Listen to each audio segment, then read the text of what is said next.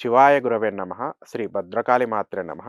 అఖండమండలాకారం వ్యాప్తం యేన చరాచరం తత్పథం దర్శితం యేన తస్మై శ్రీ గురవే నమః.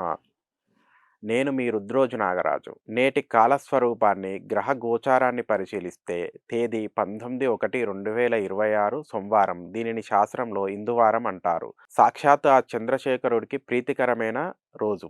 తిథి పాడ్యమి, నూతన ఆశయాలకు, సంకల్పాలకు నాంది పలికే రోజు.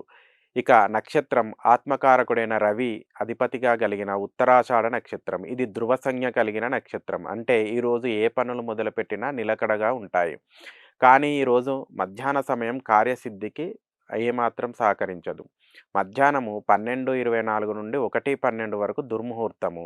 తిరిగి 2:48 నుంచి 3:36 వరకు రెండో దుర్ముహూర్తం ఉన్నాయి. దీనికి తోడు సాయంత్రం 4:57 నుంచి 6:37 వరకు వర్జ్యం ఉంది.